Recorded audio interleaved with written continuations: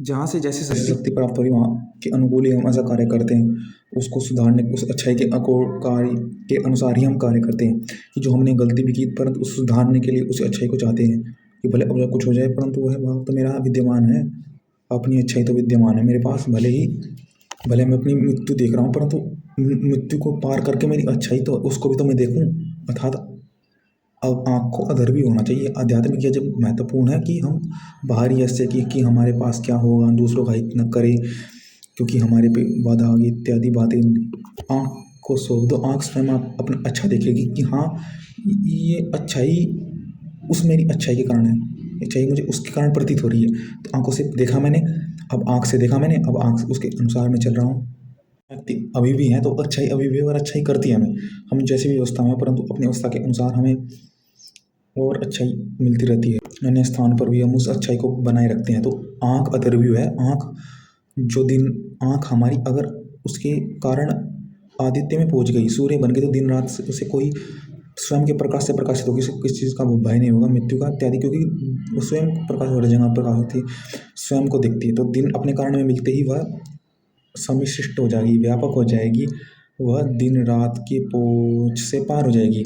अश्वल पूछ रहे थे याज्ञवल्क्य से कि क्या कौन सा है वह यद्विज जो इस दिन रात के मृत्यु के पास से छूट जाता है, पार हो जाता है।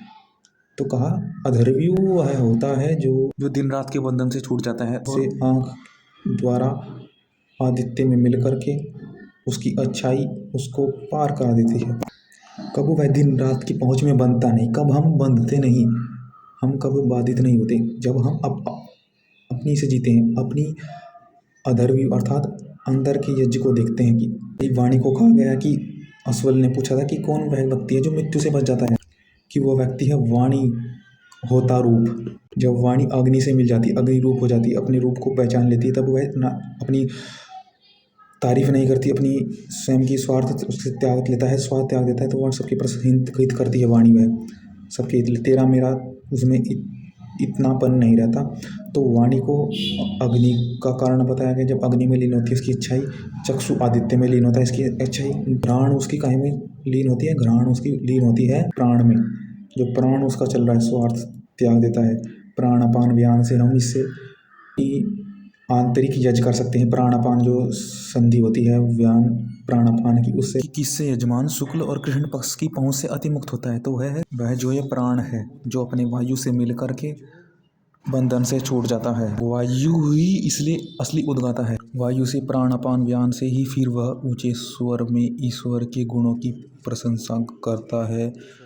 प्रत्येक विधि के पूर्व पढ़ता है, उनके कर्म को गान करता है, प्रत्येक विधि से पहले उद्गाता होता है। वह अधर्वी जो इस वायु के बंधन में नहीं आता, वो वायु बन जाता है, उसकी घ्राण इंद्रिया उसकी, वो उद्गीत ईश्वर की उपासना अच्छी तरह गाता है, ऊंचे स्वर में गाता है। था उद्गाता प्राण अपान व्यान अपनी जो भी उसकी प्राण आदि पर अधिकार प्राप्त कर लेता है, वह तीनों पृथ्वी लोक अंतरिक्ष तीनों पर विजय कर लेता है। प्राण ही पुनर्वाक्य है, अपान व्याज्य है और व्यान सस्या है। ये तीन प्रकार के गान करने की विधि होती है। ईश्वर के कर्म स्वभाव के अनुसार हम ऊंचे गान से उनको प्रशंसा इत्यादि करते हैं। में ब्रह्मा भी होता है, धीरे धीरे मौन रह करके शांतिकरण मंत्र को, ईश्वर के गुणगान को धीरे से पढ़ता है, क्योंकि मन से अंधकार चंद्रमा को प्राप्त होता है वह। और जो ये उद्गाता होता अधर्वी है, ये थोड़ा ऊंचे स्वर में उद्गीत गाते हैं।